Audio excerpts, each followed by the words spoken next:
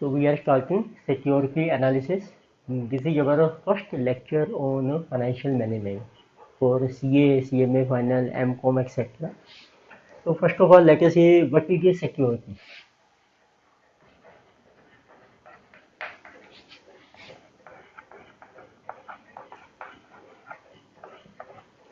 So we know that companies issued securities to raise funds. So we can say that security so is a financial instrument.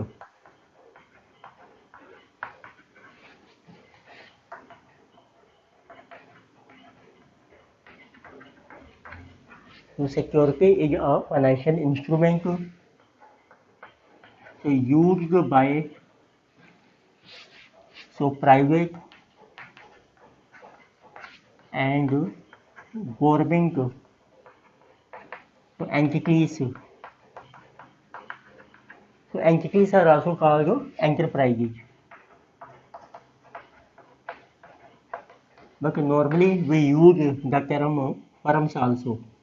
So they are also called firms. तो normal language में हम कहते हैं ना कि firms funds को raise करती हैं. So security is a financial instrument used by private and government entities or firms. Objective is to raise funds. तो इनका मेन ऑब्जेक्टिव होता है to raise funds so from public banks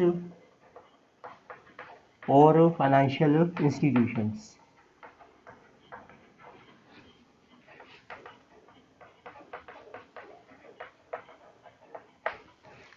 it mean security जो होती है वो एक financial instrument होती है which is use by entities और फर्म्स टू रेज फंड्स. तो इसके थ्रू हम फंड्स रेज करते हैं. तो फंड्स किसके थ्रू रेज होते हैं? पब्लिक से भी. पब्लिक को भी आप इशू कर सकते हो सिक्योरिटीज, बैंक्स को भी या कुछ फाइनेंशियल इंस्टीट्यूशन को भी. तो मेजर सिक्योरिटीज क्या है? वो फाइनेंशियल इंस्ट्रूमेंट्स. तो it means major securities include equity shares,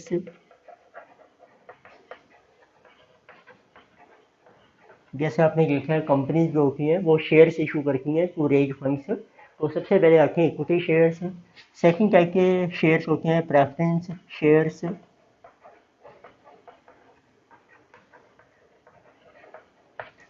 Again, companies can also issue debentures.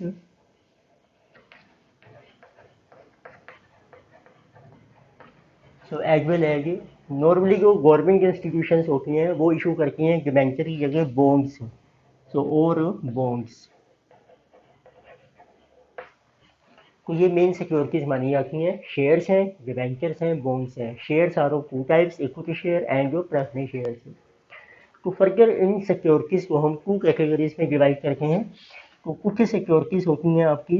Number 1 category है इनकी फिक्स्ड इनकम सिक्योरिटीज.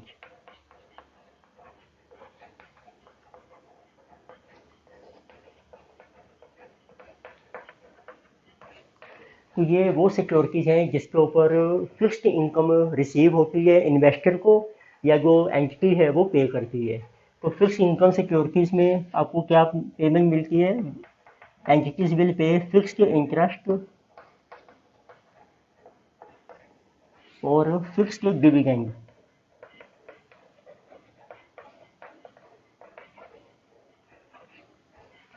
तो इस तरीके से अब सेकंड सिक्योरिटीज हैं आपकी इक्विटी. तो इक्विटी के ऊपर भी कंपनीज डिविडेंड पे करती हैं, पर वो डिविडेंड आपका फिक्स नहीं है, फ्लक्चुएट होता रहता है depending upon profits of company. तो इसमें इक्विटी को हमने अलग से रखा है because dividend is not fixed.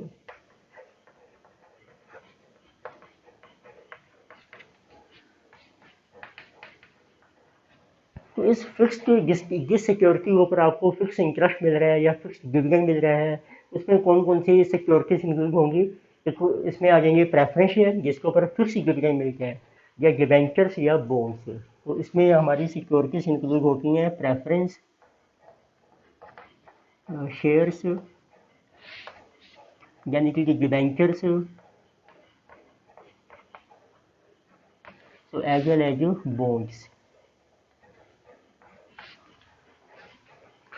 तो आज हम स्टार्ट कर रहे हैं सिक्योरिटी एनालिसिस से। तो देखते हैं, तो पहले हम स्टार्ट करेंगे फिक्स्ड इनकम सिक्योरिटीज का analysis and then equity.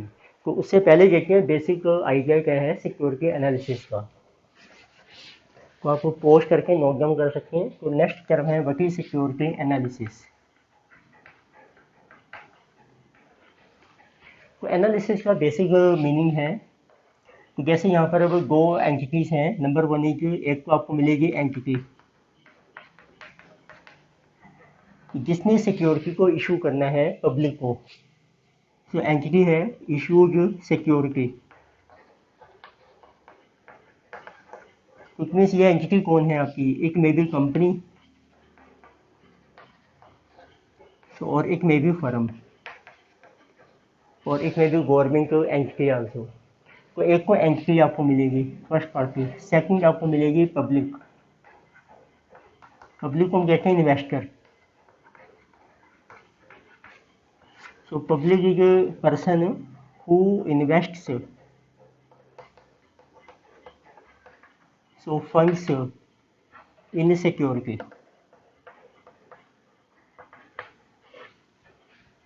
Right, तो एक तो कंपनी है जो इशू कर रही है सिक्योरिटी को, एक पब्लिक जिसको हम इन्वेस्टर भी कह सकते हैं जो अपना पैसा इन्वेस्ट करती है, who invests funds in security. तो एनालिसिस हम जो कर रहे हैं वो इन्वेस्टर के लिए कर रहे हैं। उसमें हम देखेंगे तो it means analysis so is made by investor.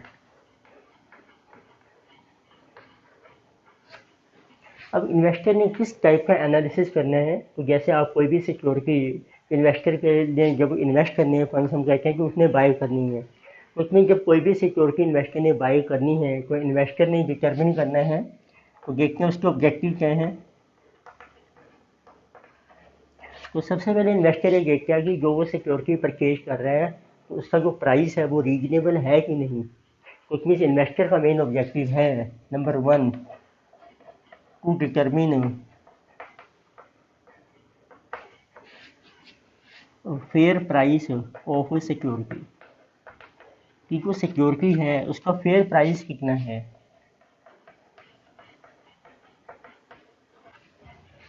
तो फेयर प्राइस होता है reasonable price, means true price जिसे हम कह सकते हैं, it is a true price. फिर सेकंड आता है इन्वेस्टर ने मनी इन्वेस्ट कर दी सिक्योरिटी में, आपने बाई कर ली सिक्योरिटी। अब उसने देखना है कि उसको उसके ऊपर इनकम कितनी मिल रही है, रिटर्न किसे कहते हैं। सेकंड ऑब्जेक्टिव बन जाता है इन्वेस्टर का to determine return on security. Return हम कैलकुलेट करते हैं परसेंटेज में ऑन सिक्योरिटी। फिर थर्ड ऑब्जेक्टिव होता है, अब जो सिक्योरिटी आप पैसा इन्वेस्ट करते हैं उसमें रिस्क भी होता है, जैसे कंपनी लिक्विडेट हो सकती है, कंपनी क्लोज हो सकती है, तो आपका पैसा ले सकती है। पहले उसने सिक्योरिटी इशू की, मनी कलेक्ट की और बाद में बिजनेस क्लोज कर दिया। तो हमने देखना होता है कि रिस्क कितना है आपका। तो थर्ड ऑब्जेक्टिव है to determine what is degree of risk.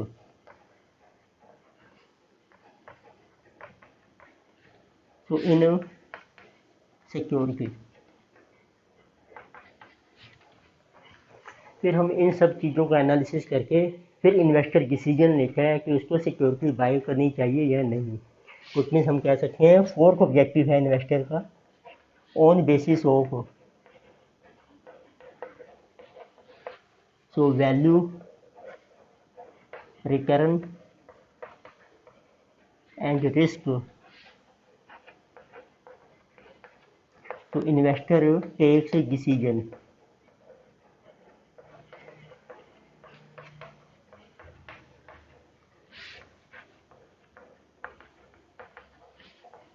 To buy a security.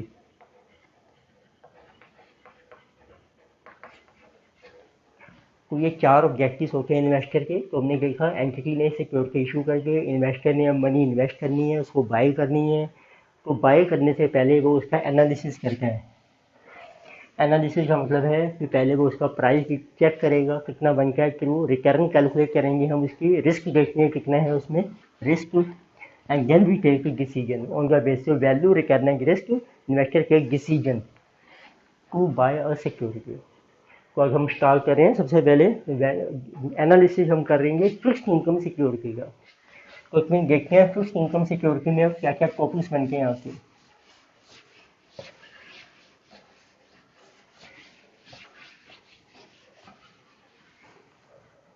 तो इसमें सबर फर्स्ट टॉपिक की जो analysis of fixed income security. Fixed income securities, इसमें जो सबसे ज़्यादा पॉपुलर है वो है डिबेंचर्स या बॉन्ड्स, तो उनको हम बॉन्ड्स भी कहते हैं, इसलिए इस टॉपिक का नाम ये भी चलता है बॉन्ड एनालिसिस।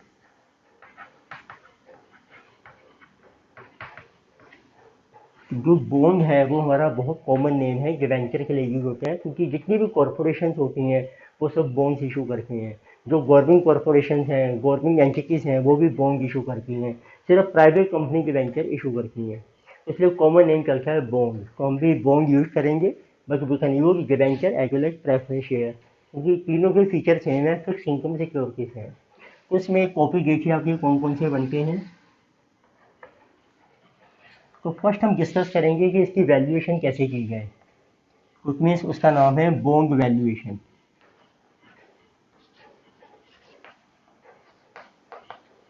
तो आपने क्या करना है, इन्वेस्टर ने सबसे पहले उसकी ट्रू वैल्यू डिटरमिन करनी है, टू टेक डिसीजन कि आपने उसको बाय करना है या नहीं। तो वैल्यूएशन के बाद फिर हम उसकी रिटर्न कैलकुलेट करेंगे, this is called return on bond और फिक्स्ड इनकम सिक्योरिटी। तो वैसे जो फिक्स इनकम सिक्योरिटीज होती हैं उसकी जो रिटर्न है उसको हम यील्ड भी कहते हैं, ये कॉमन नेम चलता है यील्ड। तो नॉर्मल जो रिटर्न है वो हम इक्विटी के लिए यूज करते हैं, तो बॉन्ड्स के लिए हम टर्म यूज करते हैं रिटर्न के लिए यील्ड। तो आपने रिटर्न डिटरमिन कर ली, फिर आपने देखना है रिस्क कितना है, जिसे कहा बॉन्ड रिस्क।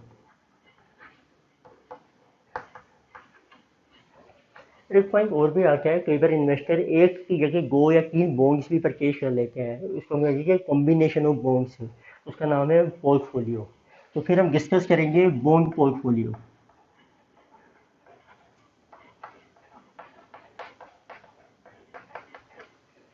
तो बॉन्ड जो पोर्टफोलियो बनेगा, पोर्टफोलियो मीन जो कॉम्बिनेशन बनेगा डिफरेंट बॉन्ड्स का, उसकी भी हम रिटर्न और रिस्क कैलकुलेट करेंगे कि किस तरीके से आप मेजर कर सकते हैं।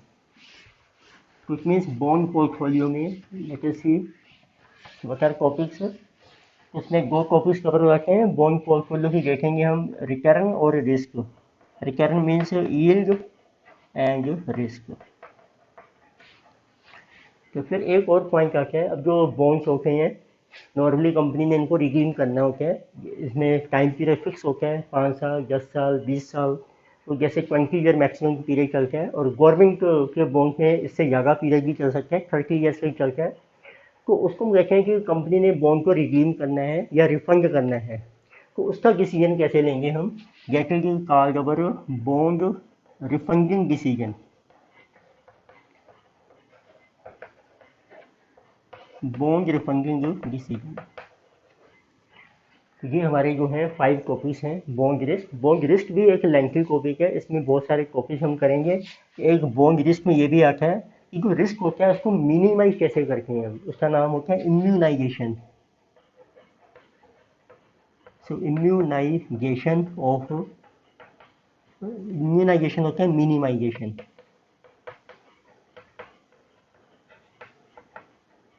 Of bond risk.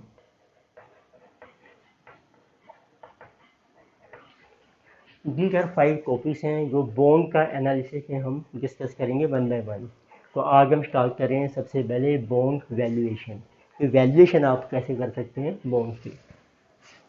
Late us see number 1 topic, we are doing bond valuation.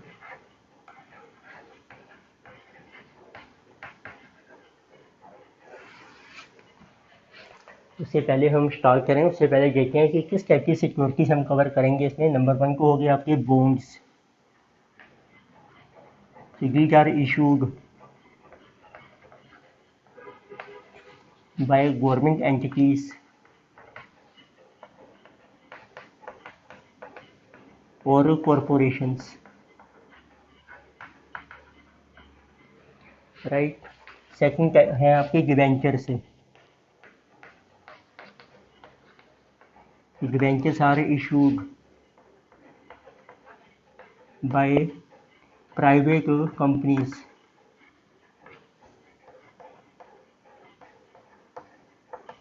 जो भी कंपनीज होती हैं आपकी प्राइवेट लिमिटेड कंपनीज हैं जो वो करती हैं debenture issue. Then we have preference shares.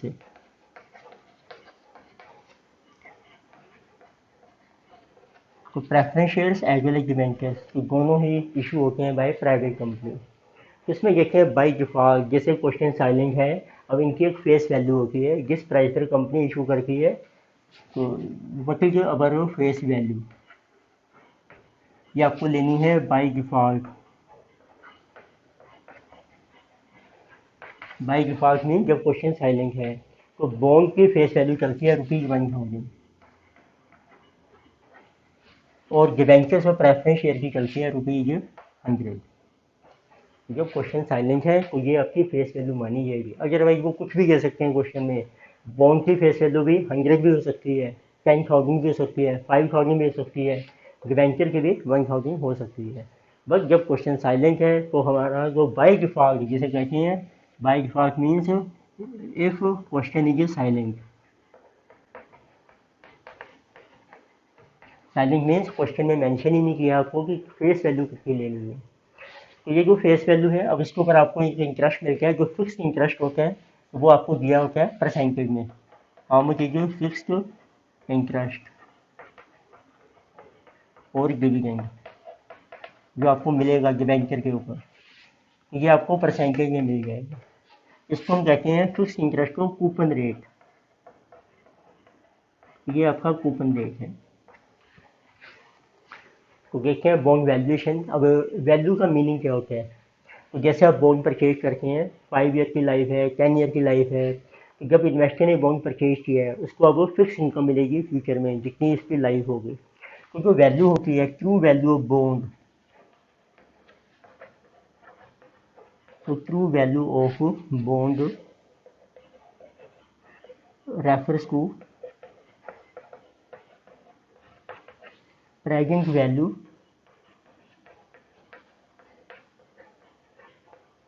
Of all future benefits.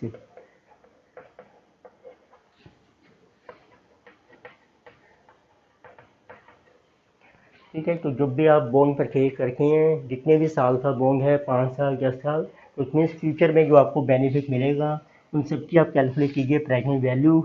तो जो उनका जो टोटल बनेगा उसी का नाम है true value of bond refers to present value of all future benefits.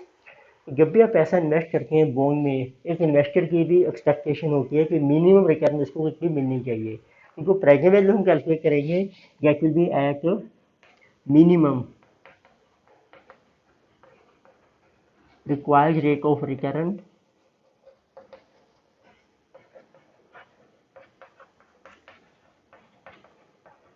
by investor।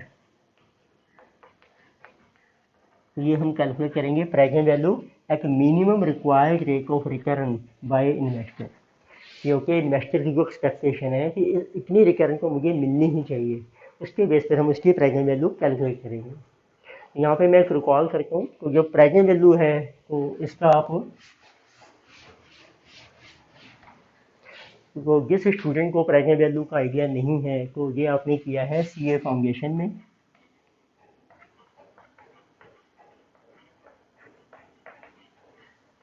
तो आप सीए फाउंडेशन की मेरी प्लेलिस्ट ओपन कर सकती हैं। तो किसी जिन्हें मैथमेटिक्स सेक्शन में आपको मिलेगी, मैथ्स में, वहाँ पर आपको एक चैप्टर मिलेगा time value of money.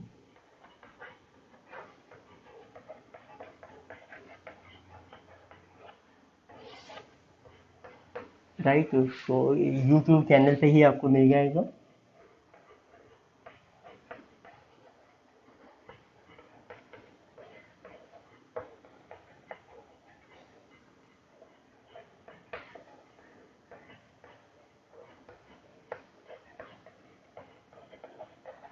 Right. तो यही मेरा चैनल जो आप देख रहे हैं, तो इसी चैनल पर आपको एक सीए फाउंडेशन में जाना है। उसमें एक प्लेलिस्ट है मैथ्स की, सेक्शन है, तो उसमें एक चैप्टर आपको मिलेगा टाइम वैल्यू मनी, तो आप उसको रिवाइज कर सकते हैं। वहाँ पे उसी के सारे क्वेश्चन हमने डिस्कस किए हैं। जिस स्टूडेंट को प्रेजेंट वैल्यू की नॉलेज नहीं है, तो उनके लिए मैं आपको बता रहा हूँ, क्योंकि ये टाइम वैल्यू मनी हमारा फाइनेंस के लिए मोस्ट इम्पोर्टेंट चैप्टर है। So it is most important. It mean her student को टाइम वैल्यू मनी के कॉन्सेप्ट्स बिल्कुल क्लियर होने चाहिए। और ये इसकी ज़रूरत आपको कहाँ पड़ेगी, मोस्ट इम्पोर्टेंट, एक को फाइनेंशियल मैनेजमेंट जब आप कर रहे हैं, स्ट्रेटेजिक फाइनेंशियल मैनेजमेंट, और एक जब आप करेंगे फाइनेंशियल रिपोर्टिंग, एफआर, दोनों सब्जेक्ट के लिए आपको इसकी ज़रूरत पड़ेगी। तो आप इसको रिवाइज कर सकते हैं। तो लेट्स स्टार्ट। अब देखते हैं कि हमारी डेफिनेशन क्या है। कि जो वैल्यू ऑफ बॉन्ड है, it refer to pricing value of all future benefits at minimum required rate return by investor. तो अब डिफाइन करते हैं डिफरेंट टर्म्स आपकी क्या है। तो सबसे पहले हम स्टार्ट करें नंबर 1। तो how to determine value of रीडीमेबल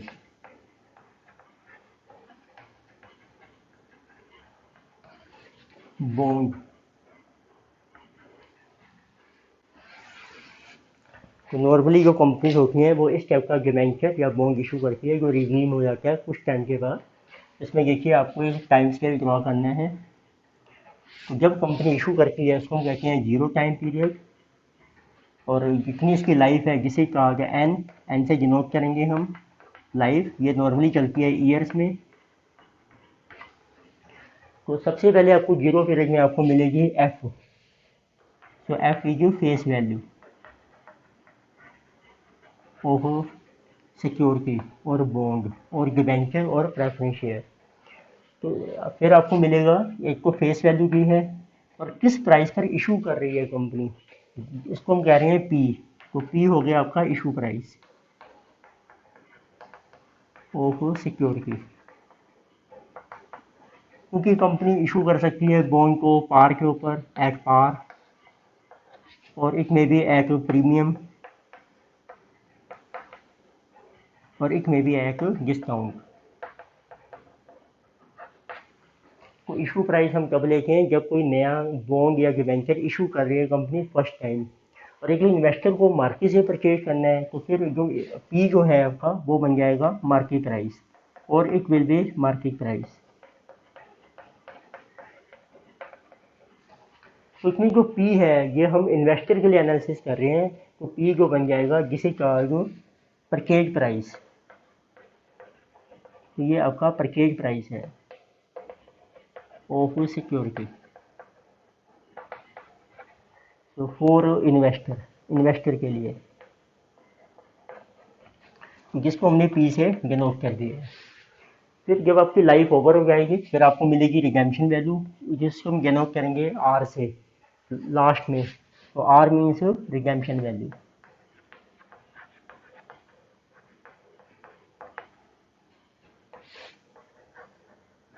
तो रिडेम्पशन वैल्यू यदि आपकी क्वेश्चन साइलेंट है, इफ क्वेश्चन इज साइलेंट, तो आपने इसको कंसीडर करना है एट पार। मीन्स आपका डिबेंचर या बॉन्ड रिडीम हो जाएगा पार के ऊपर। फिर आपको अब हर साल फिक्स इंटरेस्ट मिलेगा। देखिए अगर first year, second year, third year, fourth year, suppose life है आपकी जैसे 5 साल की, तो उसको हम डिनोट करेंगे ए से। तो ए है आपकी एनुअल इनकम। तो इनकम आपको मिलेगी इंटरेस्ट से या डिविडेंड से, और ये फिक्स है आपकी, जैसे कि फिक्स्ड। और ये आपने कैलकुलेट करनी है जो भी परसेंटेज दी है always on face value. So annual income it is calculated. So always on face value. इसको आपने फेस वैल्यू के ऊपर ही कैलकुलेट करना है। फिर एक हमने देखा था कि अब आपने जब वैल्यू कैलकुलेट करनी है बॉन्ड की, उसके लिए हमें चाहिए minimum required rate of return by investor. उसको हम डिनोट करेंगे आर से। So R is minimum required rate of return.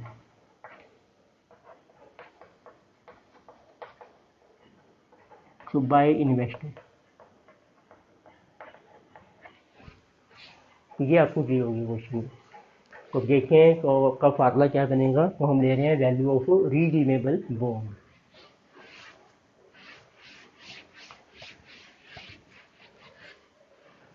अब इसमें दो केस हो सकते हैं, पहला केस लेते हैं। तो यदि आपको इंटरेस्ट मिलता है एनुअली,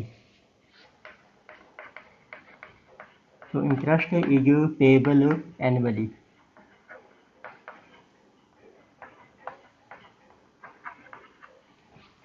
राइट, तो वैल्यू क्या बनेगी आपकी, वैल्यू ऑफ बॉन्ड, इसको वी से शो करेंगे हम। एक तो आपको आपको हर साल इनकम मिलेगी ए, एनुअल इनकम होगी आपकी ए। तो टाइम वैल्यू मनी में क्या होता है, जब आपकी एनुअल इनकम सेम आ रही है हर साल, वो बन जाती है एन्युटी। उसकी प्रेजेंट वैल्यू निकालो आप, तो एक तो हमें लेनी है present value of annual interest, और प्लस आपको मिलेगी लास्ट में रिडेम्पशन वैल्यू। फिर हम उसकी भी लेंगे present value of redemption amount. तो इनका जो टोटल बनेगा वो आपकी वैल्यू बन जाएगी। इसका फार्मूला क्या बन जाता है वैल्यू का, एनुअल इंटरेस्ट आपका सेम है हर साल ए, तो ये है आपकी एन्युटी। तो उसको मल्टीप्लाई करो present value factor for annuity at R for N year, plus redemption value है लास्ट ईयर में आपकी, उसको मल्टीप्लाई करो पीवी फैक्टर है आपका सिंगल ईयर का at R for N year. ठीक है, दो टर्म्स होते हैं देखो, एक आपको कैश फ्लो मिलता है लास्ट ईयर में, वो होता है सिंगल ईयर का कैश फ्लो, उसको हम लेते हैं पीवी फैक्टर उसी साल का। एक होता है जो आपको कैश इनफ्लो या इनकम मिल रही है हर साल सेम, वो एन्युटी बन जाती है, तो उसका लेते हैं पीवी फैक्टर एन्युटी। तो एन्युटी फैक्टर भी मैं आपको बताता हूँ कैलकुलेटर पर कैसे डिटरमिन होगा। तो इन दोनों को टोटल करके आपकी वैल्यू आ जाएगी बॉन्ड की। ठीक, अब एक एग्जाम्पल देखते हैं, हमने ले रहे हैं इंटरेस्ट इज पेएबल एनुअली, और ये है आपका रीडीमेबल bond.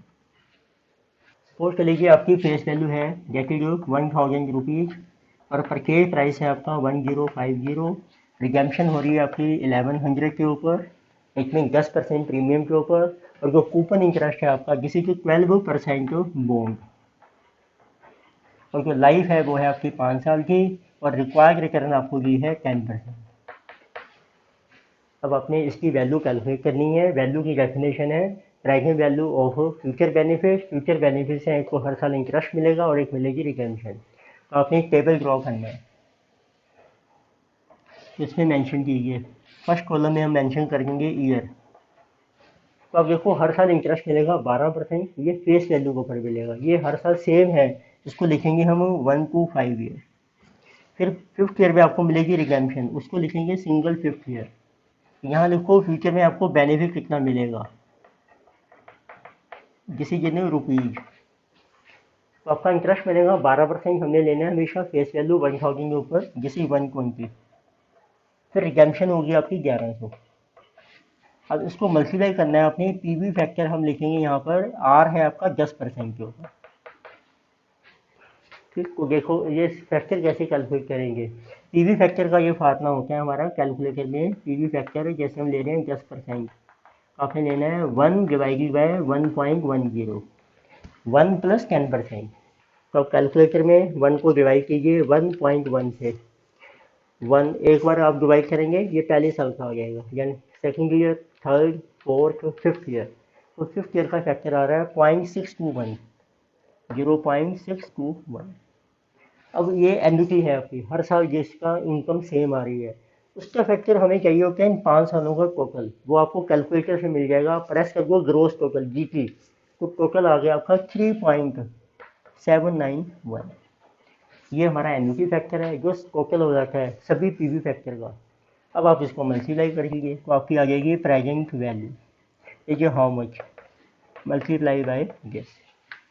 So this is 120 into 3.791. This is coming to be 454.92, and 1100 times 0.621, 683.10। तो इसका टोटल जो है जिसे का जो value of bond which is 1138.02। We can say approximate 1138 is value.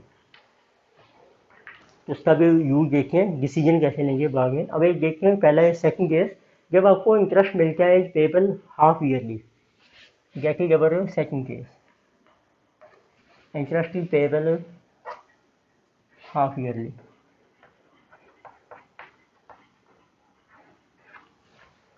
देखिए यही एग्जांपल लेते हैं, इंटरेस्ट आपका हाफ ईयरली है, तो आपने करना है वैल्यू बन जाएगी price value of interest, annual आप हटा दीजिए, तो दिस इज अवर इंटरेस्ट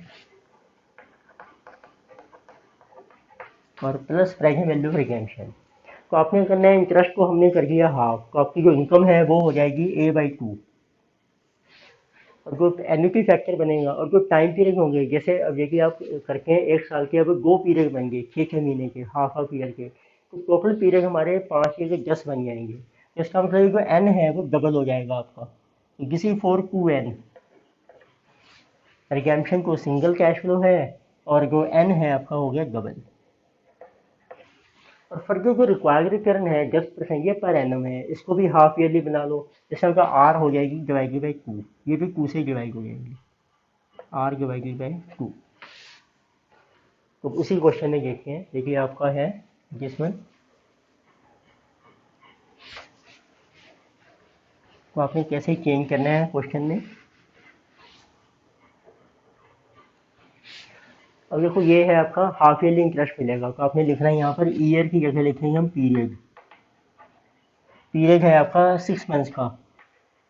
अब 10 पीरियड बन गए आपके 1 to 10 एंड 10, और कितना इंटरेस्ट मिलेगा, 10% बना आपका, सॉरी 12% बना आपका 120, उसको करके हाफ 60 रुपीज, रिडेम्पशन आपकी सेम है। और पीवी फैक्टर किस रेट पे लेंगे, 10 को बना लो 6 महीने का 6/12, ये भी बन गया आपका 5%, this will be at two 5%। उम्मीद देखो 3 चीज़ें करनी है, इनकम आपकी हाफ हो जाएगी, पीरियड डबल हो जाएंगे, रिक्वायर्ड रिटर्न में हमारी हाफ हो जाएगी, हाफ मीन्स 6 महीने की। अब आप 5% पे कैलकुलेट करो, 10th पीरियड का पीवी फैक्टर सिंगल पहले 1 divided by 1.05 for 10th period, जैसे 0.614, ठीक है, ये सिंगल आ गया, इसी का करके ग्रोस टोटल, ये 10 साल का टोटल आ जाएगा आपका। एनुटी फैक्टर किसे कहते हैं, 7.722। इसको मैं राउंड ऑफ कर रहा हूँ अप टू 3 डेसिमल तक, आप 4 डेसिमल तक भी राउंड ऑफ कर सकते हैं। Then you multiply, so it is 60 into 7.722, so this value is 463.32 and 1100 into 0.614, this is 675.4, so what is the value of bond, this is 1138.74। आप देखेंगे आंसर अप्रोक्सीमेटली सेम है, बस स्लाइट डिफरेंस है, interest हमारा half yearly हो गया है, required return भी हाफ ईयरली, टाइम 5 साल ही रहेगा, तो पीरियड डबल हो गया, तो अप्रोक्सीमेट आंसर आपका सेम रहता है। तो अब आते हैं सेकंड टाइप का बॉन्ड, ये था आपका वैल्यू रीडीमेबल बॉन्ड। तो आप पोस्ट करके राइट डाउन कर सकते हैं।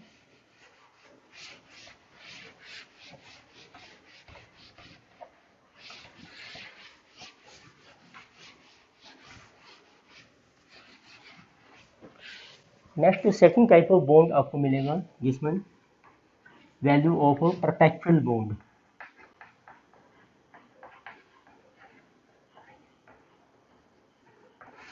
तो परपेचुअल बॉन्ड होता है नॉन रिडीमेबल, जो कभी भी रिडीम नहीं होगा।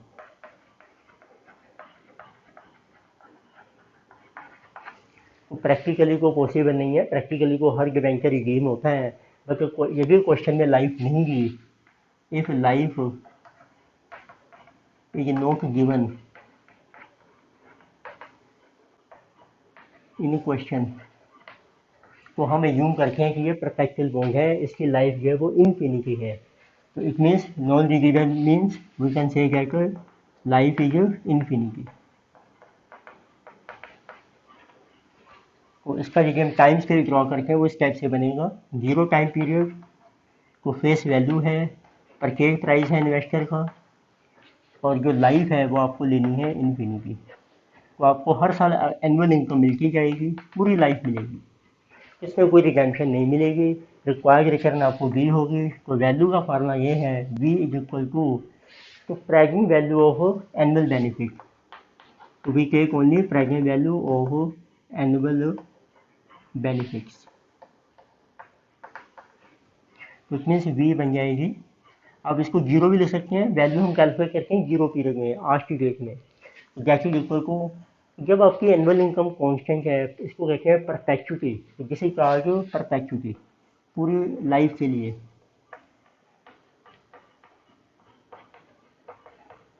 राइट, टाइम वैल्यू मनी में किया था। परपेचुटी क्या होती है, जब आपको एनुअल इनकम कांस्टेंट मिलती है पूरी लाइफ। उसकी वैल्यू सिंपल होती है, उसको कैपिटलाइज कर दो बस, ए अपॉन आर, जिसे charge capitalize value of annual income.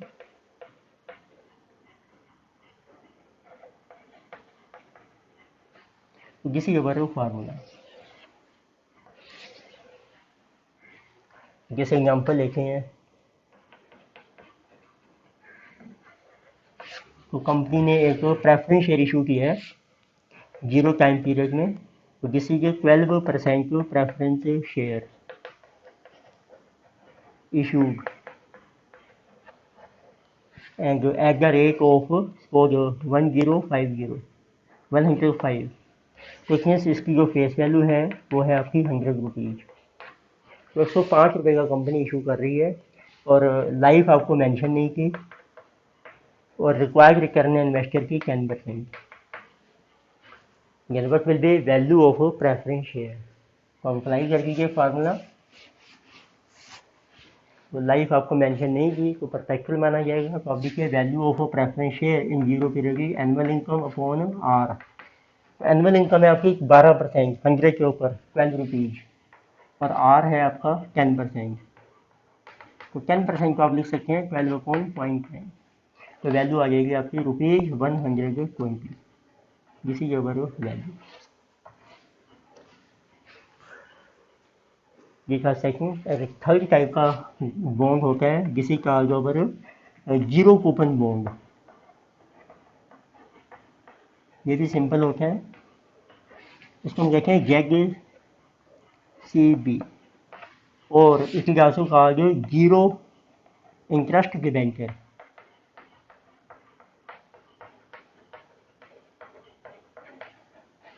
जिसे कि ZIB को बॉन्ड में नाम रखा है हमने जीरो कूपन बॉन्ड, और डिबेंचर में रखा है जीरो इंटरेस्ट डिबेंचर।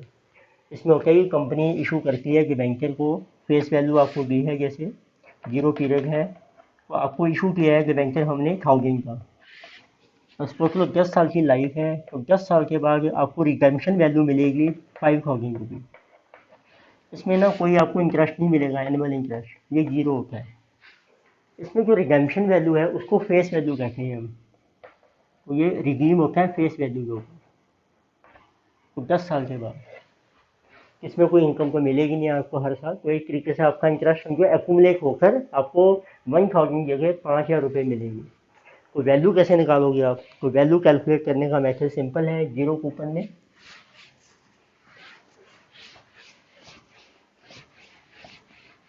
तो उसमें एक ही बेनिफिट है, रिडेम्पशन वैल्यू मिलेगी, तो it means value of zero coupon bond is equal to redemption value, तो उसको मल्टीप्लाई कर दो PV factor at required return for n number of years.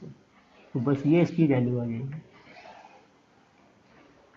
अभी इसी एग्जांपल में लें कि कंपनी ने 5000 का बॉन्ड आपको रिडीम करना है, और जो रिक्वायर्ड रिटर्न है इन्वेस्टर की वो है 10%, और लाइफ है आपकी 10 साल। तो what is the value of this bond in zero period? तो रिडेम्पशन है आपकी 5000, मल्टीप्लाई कीजिए, तो रिडेम्पशन वैल्यू आपको एक ही बार मिलेगी, सिंगल कैश बेनिफिट है ये। मल्टीप्लाई करेंगे PV factor at 10% for 10 years. तो आप कैलकुलेटर पे कैलकुलेट कर सकते हैं 1 डिवाइडेड बाय 1.1।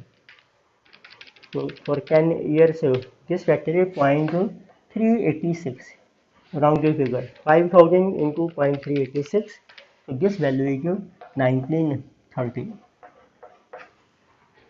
ये इसकी आगे की डेट में वैल्यू मानी जाएगी ट्रू वैल्यू। इसमें एक पीडीएफ है, वो आप डाउनलोड कर सकते हैं, जिस सेक्शन में भी है उसमें आपको थ्योरी और सारे फार्मूलाज उसमें मिलेंगे।